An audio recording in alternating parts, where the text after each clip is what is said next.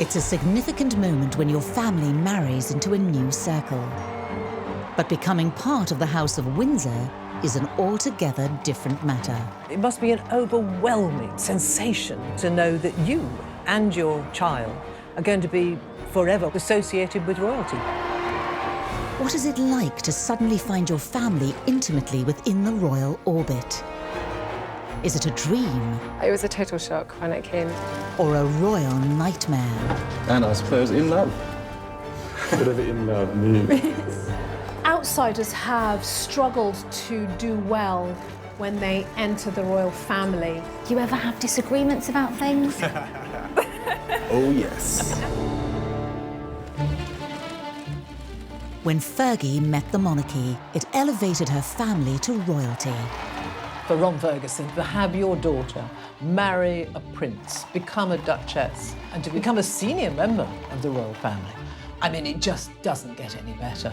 But two families coming together brings with it palace politics.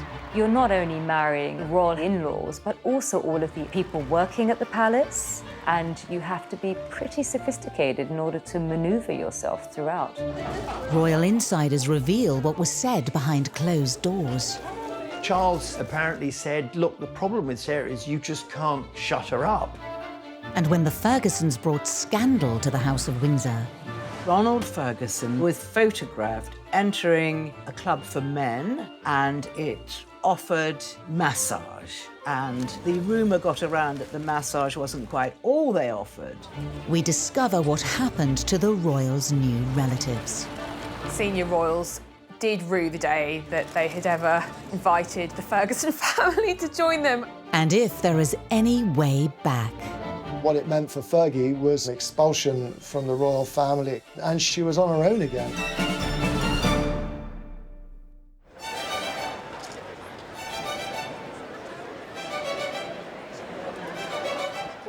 The love affair between Fergie and the monarchy began in the summer of 1985 at Ascot.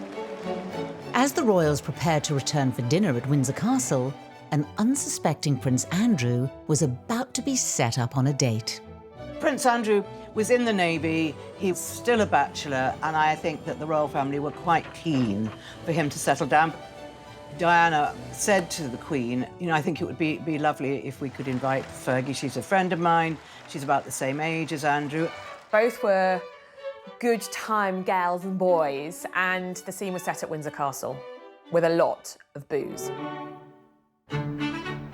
They sat next to each other and they were flirting almost from the, from the word go. Andrew rather cheekily insisted that she take a great big plate of profiterole rolls and said, don't worry, I'll have some too, and then didn't.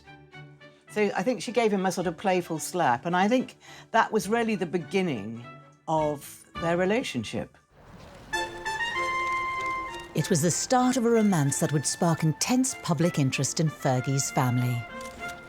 She came from a very well-to-do family. Sarah's mother, Susan, married Ronald Ferguson when she was only 18 years old, and they had two children, Sarah, who's called Fergie, and her sister Jane.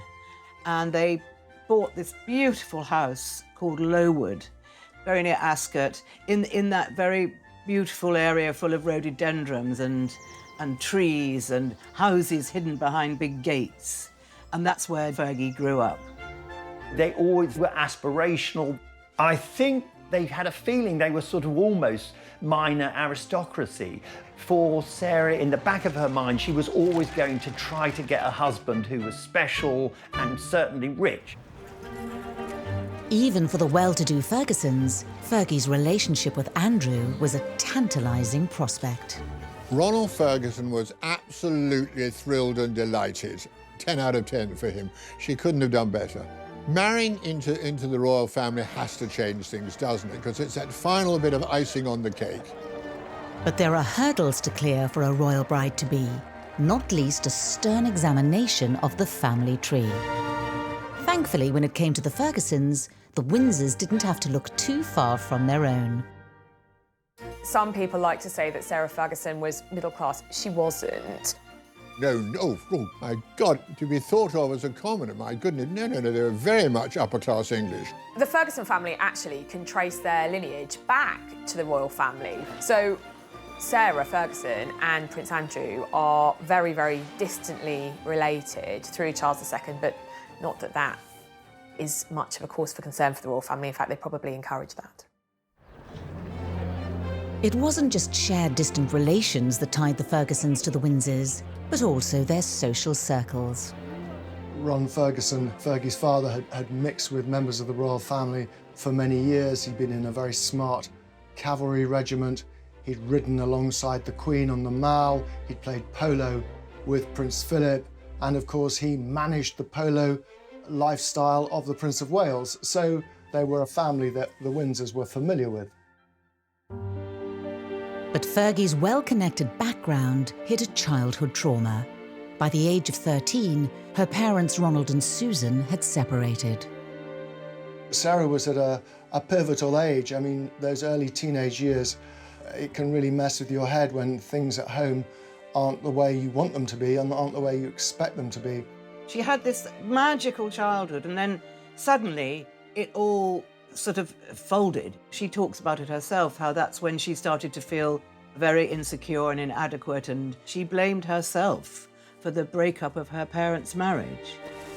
In 1975, Sarah's mother Susan left the UK to start a new life with a new man in Argentina, leaving Sarah and her older sister Jane to be brought up by their father. As Sarah grew into adulthood, Ron Ferguson's influence on her would be profound. After Sarah's mother ran off to Argentina, she became quite a daddy's girl. I think she got a lot of strength from having her father solidly behind her, and he was very good with her. With Ron Ferguson's sense of determination running through her, Fergie's pursuit of happiness had now led her to her dashing prince. As their courtship blossomed, it was soon time for Andrew to take the relationship to the next daunting level. Sarah was invited to Sandringham for a shooting weekend because the Queen always believed that the only way that her children are going to ever get to know anyone is to entertain them in one of the royal homes. Well, I think for Sarah to meet the Windsors is a hugely pressurizing point in her early relationship with Andrew, because here you are, you're the outsider coming in. You know that everybody's gaze is on you.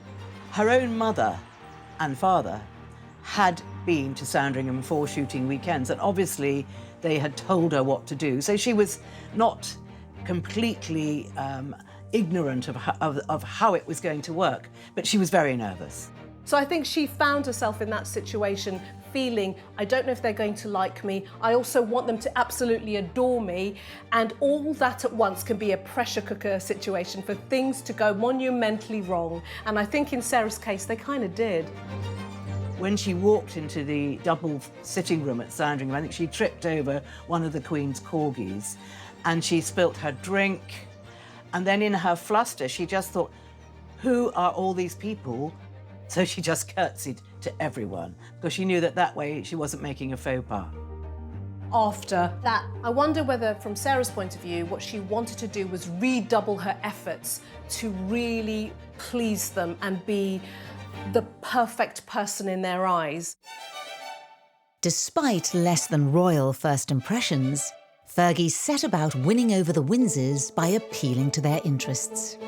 She was someone who really threw herself into the pursuits that the royal family value. For example, she learned to drive four in hand, you know, carriage driving, the thing that Prince Philip at that time absolutely loved, and she was pretty good at it.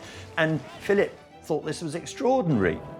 She had learned to ride at a very young age, and Her Majesty loves horses, and she liked to ride, and the fact that Sarah could accompany her on horseback was another huge plus.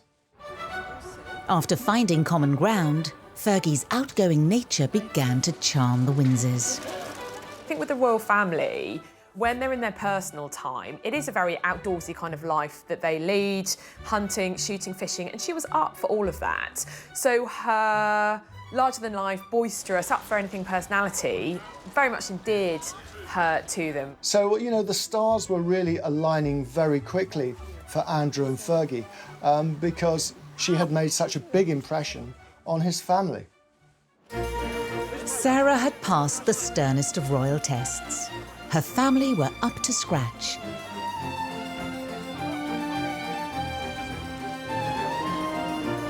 By February 1986, Sarah Ferguson had been dating Prince Andrew for less than a year. After a whirlwind romance and winning over the royals at Sandringham, Fergie was whisked away to Scotland, where Andy had an important question to ask her. Fergie and Andrew went to spend the weekend with the Duke of Roxburgh at Flores Castle, well, as you do if you're a prince. And during that time and that romantic setting, he went down on one knee and he asked her to marry him. And I think she was so surprised. I mean, she just burst out laughing. She thought, was this all some big joke? You know, because she felt she was so un-princess-like. She wasn't this perfect-looking girl, and she just couldn't believe it could quite happen to her. She said, of course, of course. She was just over the moon. The Fergusons, when they realised that their daughter was engaged to Prince Andrew, I mean, they were, you know, they were ecstatic. They thought this was the most marvellous thing. How do you feel this morning, Major? How do you expect me to feel? Excited. I feel absolutely thrilled. On the 17th of March 1986, the announcement that Ron Ferguson had been waiting for finally came. Sarah Ferguson and Prince Andrew were to be married. Do you remember what he said? Absolutely, but I'm not telling you. It was the epitome of the social ambitions of Ron Ferguson to have his daughter marrying the Queen's favourite and second son. I mean, it put them front and centre of British public life. He went from being, you know, a landowner to being a member of the House of Windsor. And he referred to himself as being a member of the royal family. So, you know, the Fergusons had arrived. Thousands of miles away in Argentina, Fergie's mother Susan was a little more restrained than her former husband in reacting to her daughter's impending nuptials. How do you feel today? Very happy, very pleased. Do you think that something might change in your life from today onwards? No, I don't see any change. Because she went to live in South America, I think that Susan, Sarah's mother, didn't feel that the marriage would change things for her. But it's a curious thing, she was very wary. After months of planning, on the 23rd of July 1986, the big day arrived. With her father by her side, all eyes were on Fergie as she prepared to become the Duchess of York. Fergie herself, you know, she was very nervous, but she had her father at her side in the coach going to Westminster Abbey, and he just made her laugh and told her jokes all the way there. It was huge. You know, Andrew was fourth in line to the throne. He was the favoured son. And so, you know, this had to go really, really well. The focus was also on the Windsors and how they would accommodate Fergie's fractured family. The etiquette can be quite tricky when you've got extended families, broken families. I mean, by this stage, both Sarah's mother and father had remarried. She had half-sisters, half-brothers. Were they all going to be invited? Was it okay? You know, is divorce still a dirty word, the royal family? The other thing to remember is the fact that Fergie's mother had married an Argentinian. That was obviously a discussion at the time. It wasn't that many years since Britain had been at war with Argentina over the Falkland Islands. So there are all these sort of minor diplomatic niggles in the background which could affect, if you like, sort of the long-term integration of these families going forward. But things have moved on by this time, 1986, and both her mother's partner, Hector, and Ronald's new wife, also called Susan, were invited. And in fact, actually, her half-brother and half-sister from her father's new marriage, they acted as page boy and bridesmaid. So it was very inclusive. It was very forward-thinking of the royal family to embrace them at that stage because it was relatively new at the time in the UK, where you started having these, more complicated family structures, and very much in their interest to bring them in because ultimately they also become, in a way, ambassadors in terms of the royal brand. With the Ferguson family warmly welcomed, Fergie relished the day that she finally became a royal. I remember her saying to me, the little girl that used to play tag with Andrew was now marrying her prince. And he was her prince. She truly loved the man and she couldn't quite believe it. You couldn't take that smile off her face. It was almost a sort of, yeah, I've done it. Here I am, right up here marrying the Queen's son in full view of everybody. I think there was a sense of triumph about her in many ways, but also a sense that it's unbelievable, isn't it? It's me, it's just me, Fergie.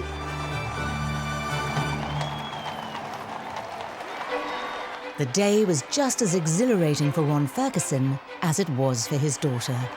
Major Ron had been up half the night, walking up and down the Mall, because everyone was partying there. And he just wanted to drink in the atmosphere. He was licking his lips at one point. He was very much focus of attention, as well as Sarah, and his whole family were the focus of world attention. And it was like, this is the stamp, this is the seal of approval for the Fergusons. He'd been part of royal circles for a long time, but to have your daughter marry a prince, become a duchess, with all the grand ceremonial at Westminster Abbey, and to be included in the royal family, become a senior member of the royal family. I mean, it just doesn't get any better. The union of the Fergusons and the monarchy was now complete. All that was left to seal a perfect day was for the royal couple to make the traditional balcony appearance in front of thousands of well-wishers.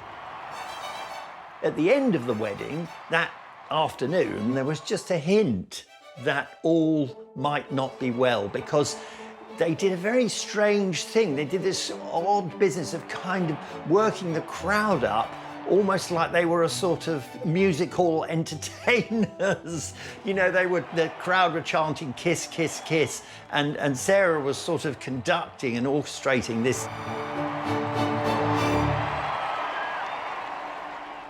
I think there's a fine line between sort of exuberance and sort of being over the top.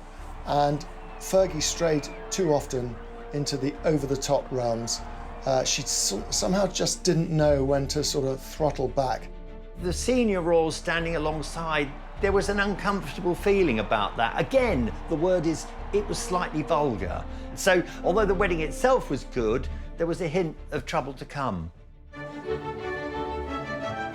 Sarah Ferguson, the horsey girl from Hampshire, was now Her Royal Highness, the Duchess of York. She had brought the Ferguson family name into the royal spotlight, and from the outside, she seemed to be settling well into royal life. But among her royal in-laws, not everyone was a fan.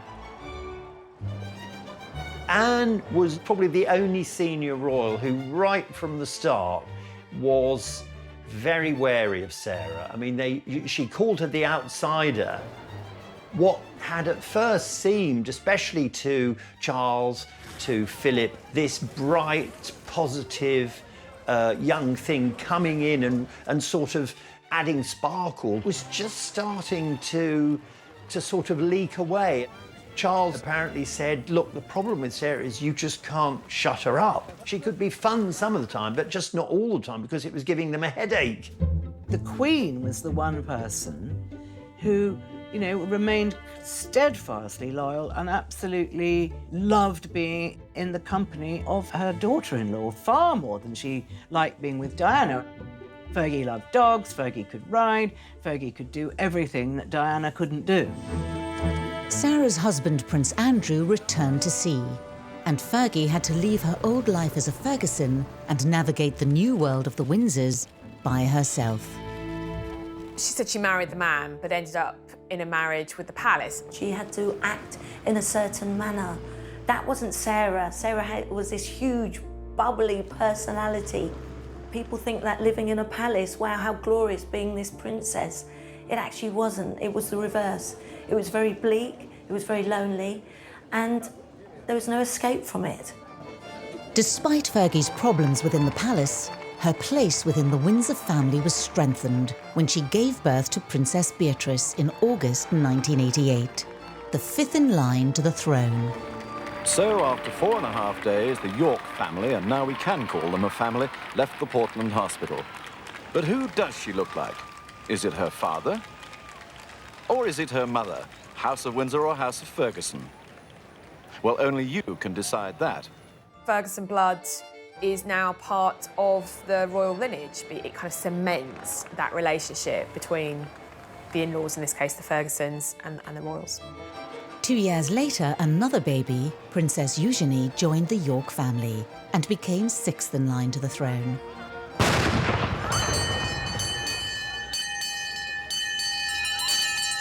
Oyez! Oyez! Oyez!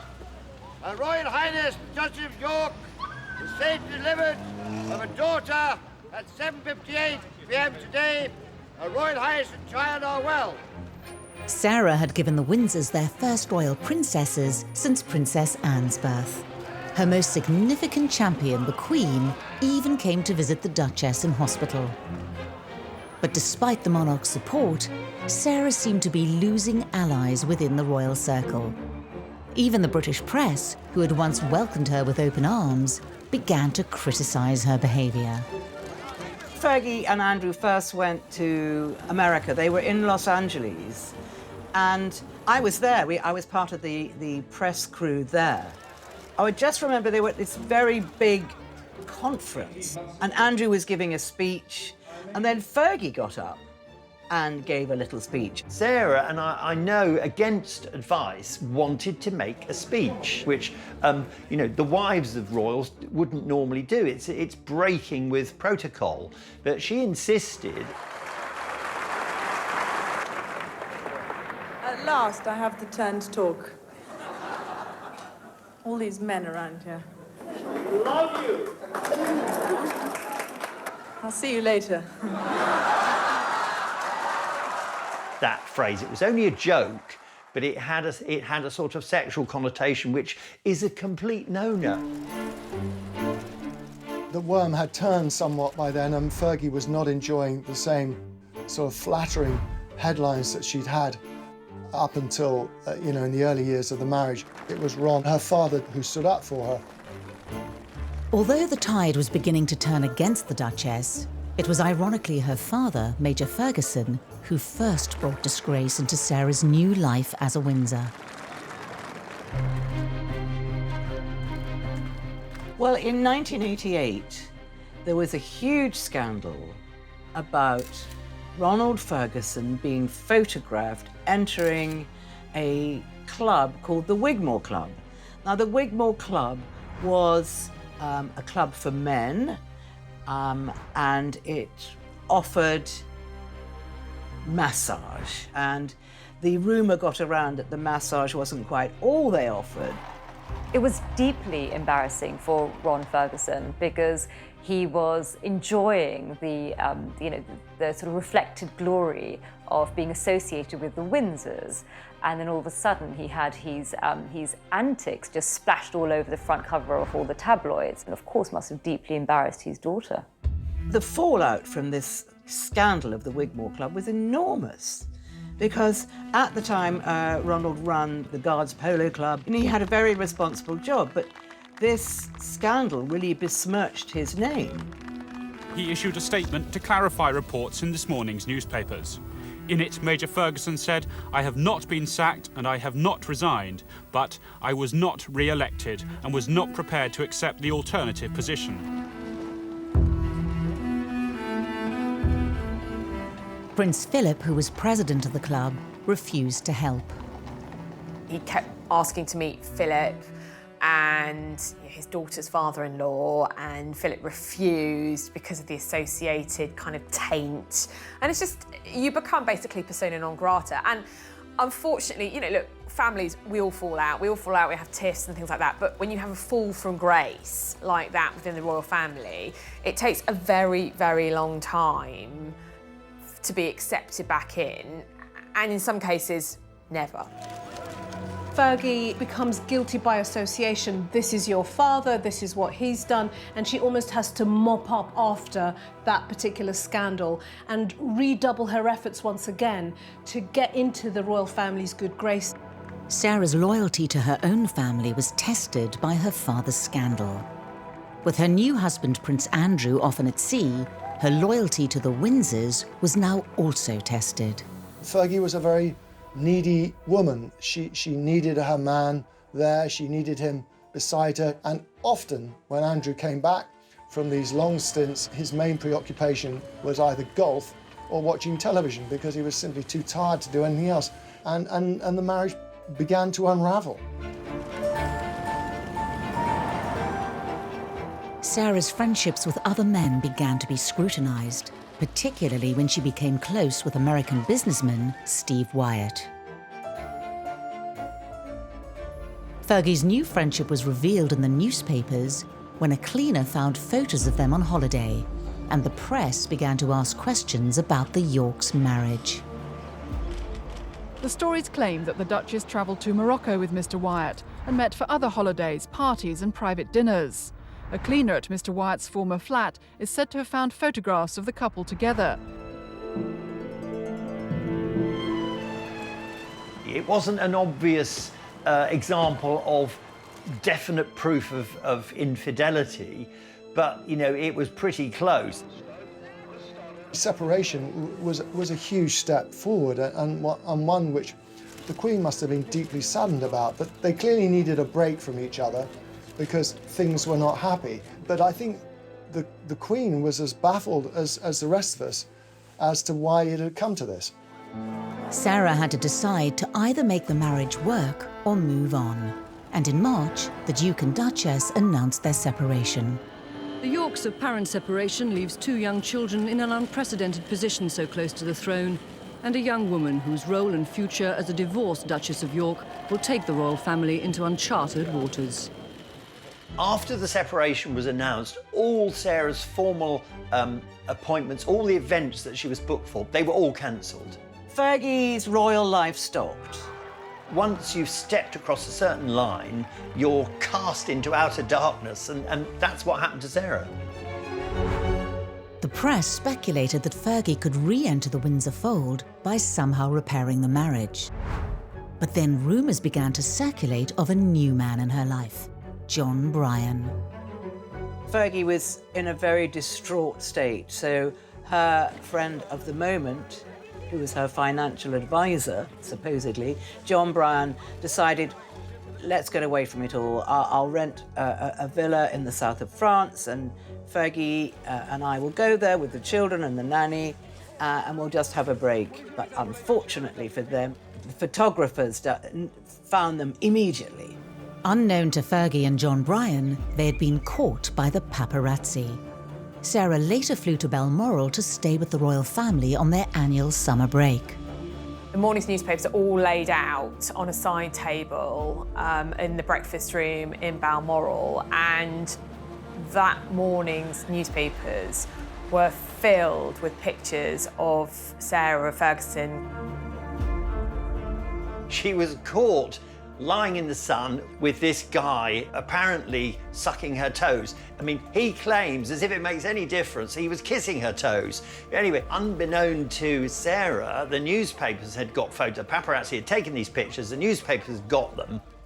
These are the pictures that the Queen and her son, the Duke of York, will have seen at the breakfast table at Balmoral this morning.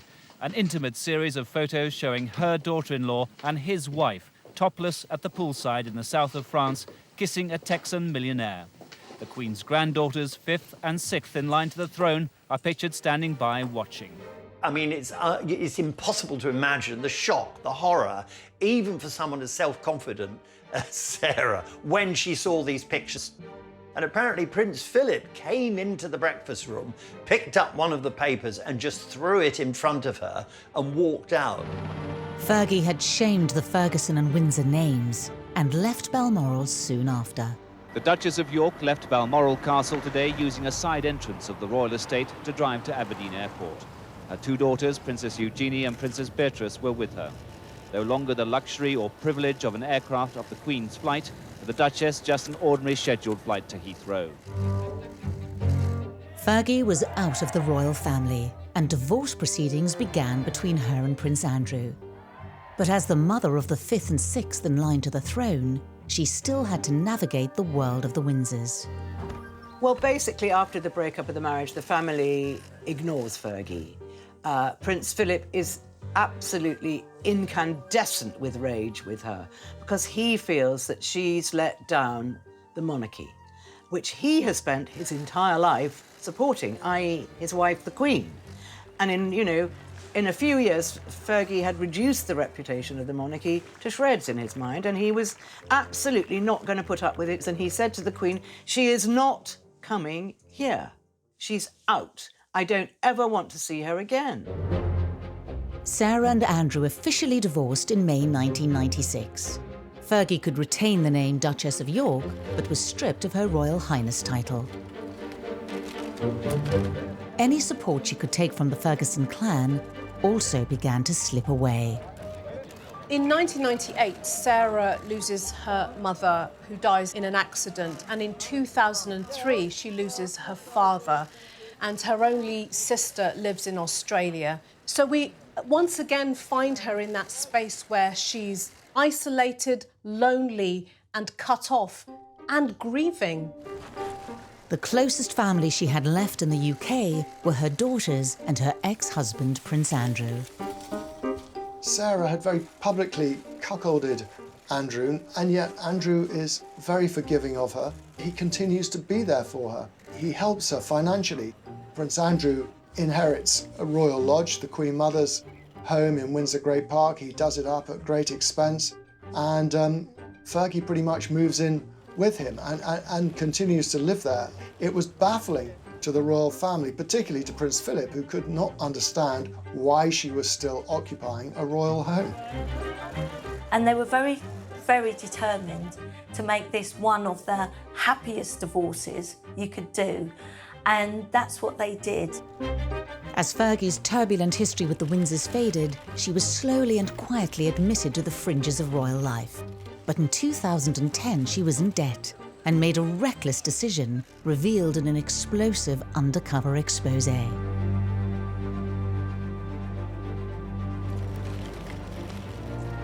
Undercover reporter Mazia Mahmood, dubbed the fake sheikh, had posed as a businessman and lured Sarah into a financial sting. At the time, Andrew was the UK's trade envoy. Although there was no suggestion of any wrongdoing by the prince, for Fergie, it looked even worse than the toe-sucking pictures with John Bryan that had effectively expelled her from the royal family. It was considered to be particularly damaging because it was selling the royal brand for the highest bidder. And when that news story came out, it did damage the brand of the Windsors because all of a sudden, everybody around the world felt, well, actually, if you want to go and have tea or coffee or a meeting, you just, show them the money. I don't think the royal family could envisage a worse betrayal than someone selling access to them. Well, I think probably the senior royals did rue the day that they had ever invited the Ferguson family to join them. The fake sheikh business was one of the low points in Fergie's life. It looked like Fergie had really gone too far this time and had burnt her bridges with the Windsors for good. In the face of scandals, affairs and divorce, could there ever be a way back into royal life?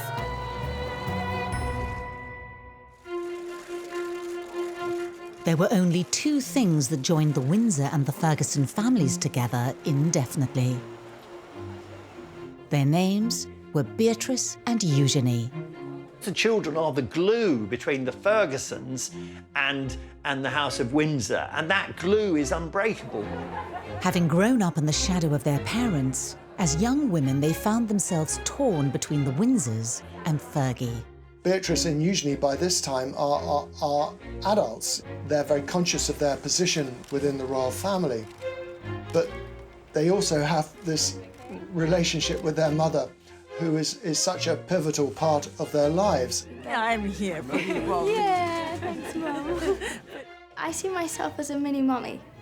So I kind of have this sort of image that anything you could do, I want to do better.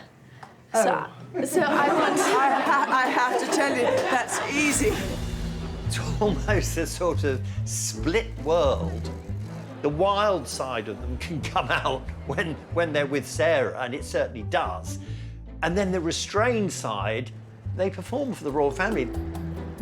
The Queen loved Eugenie and Beatrice. They've done terribly well, considering the hot water that their grandfather and their mother and father have got themselves into. This tug-of-war for the princesses reared its head in the most public of settings. In 2011, the royal family came together to celebrate the wedding of Prince William and Kate Middleton. Royal weddings are a chance for us to have a window, a peep into the Windsor world. It tells us who's in and who's out. In 2011, Fergie was plainly still very much out. Princesses Beatrice and Eugenie were invited along with their father, but Fergie was left firmly out in the cold. I've always thought it's incredibly harsh, actually, for the girls to be invited to things like the wedding of William and Catherine, you know, prominent role in that, and their mother not to be there. The wounds were still raw for the royal family, and the split between the Windsors and Sarah Ferguson seemed irreparable. When she wasn't invited to Kate and William's wedding, it was extremely hurtful for her. As she said to me, you know, she was the last girl to go down that aisle. Sarah felt a real knife in the heart that she couldn't be with her daughters. That was a real nail in the coffin for Sarah. But even the princess's appeal only went so far with the Windsors.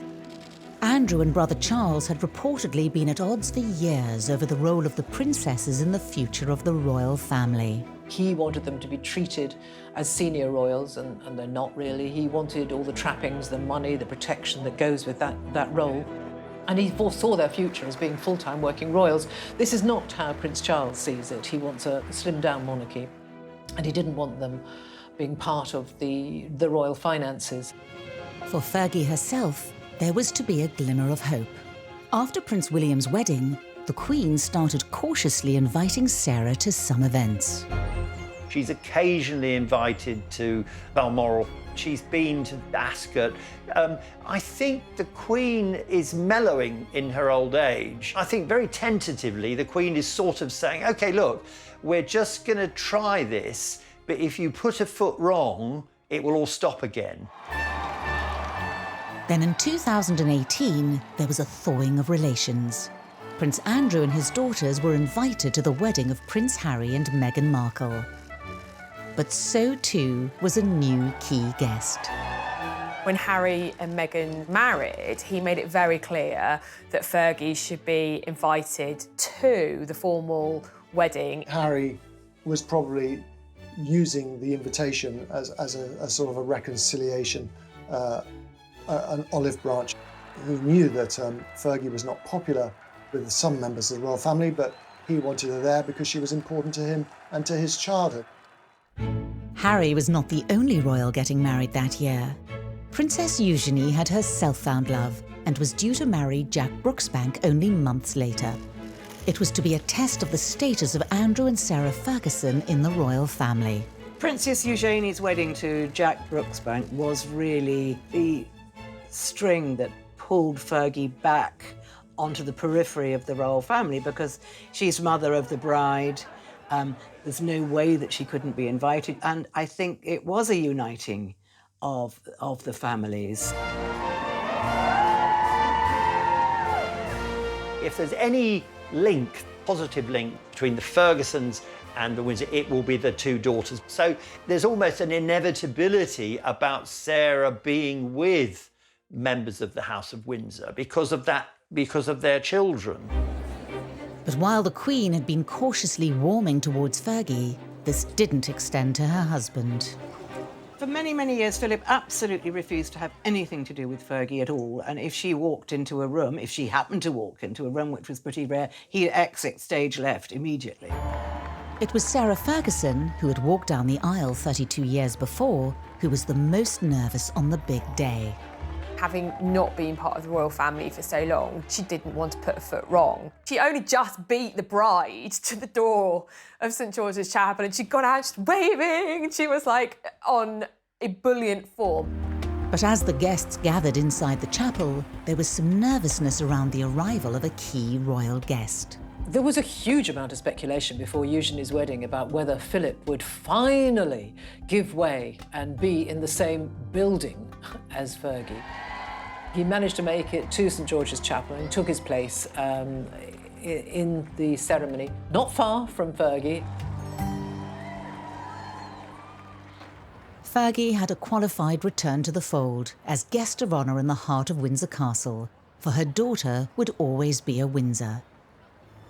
But within a year, it all came tumbling down. This time it wasn't Sarah, but Andrew who fell spectacularly from grace.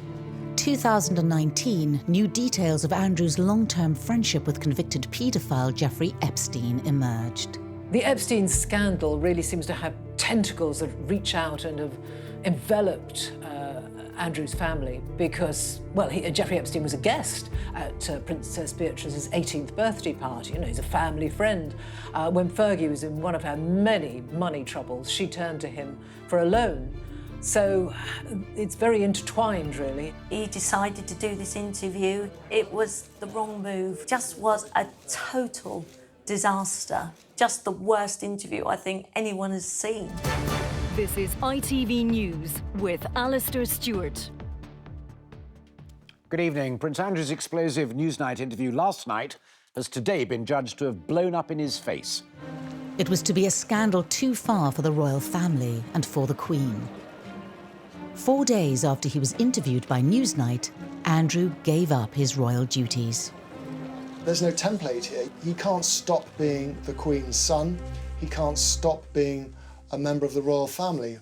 All he can do is no longer represent or work for that family. The tables had turned. After years of Andrew standing firm in the face of Fergie's scandals, it was now his ex-wife who was supporting Andrew as he found himself distanced from the Windsors. There's this huge loyalty, which I think actually comes from, Fergie's side of the family. This great loyalty that their father instilled in them. It's a very strong trait in Fergie and the two children. 2020 was to be a new era for the family. For Fergie, none of her family were any longer working royals. She's carved out her own career. She goes from project to project now. I mean, her latest project is writing, or co-writing, a Mills and Boon romantic thriller. It may not only be in fiction that Sarah Ferguson is thinking about romance. Fergie and Andrew's close relationship has fueled rumours that they could retie the knot. Will Sarah and Andrew marry again? Will they remarry? Never say never, that's what I say. I'd love it if they did. I think the girls would love it. Whether they will or not is another thing. I think Andrew and Fergie are the most married divorced couple that I know of, but real marriage? No, not a chance in hell. She doesn't want to get back into the straitjacket of royal life. She wouldn't be accepted anyway. There's no place for Fergie. One thing is for certain, in royal circles, Fergie will never be forgotten. Fergie would never be free of the Windsors. The Windsors were never going to be free of Fergie. Because those two royal princesses are the bond between the Fergusons and the royal family. They really do bring the royal family together, and that is thanks to Sarah, because she's been the most wonderful mother to these girls. They will remain in the public eye. They will remain of public interest. And so that bond will never be severed.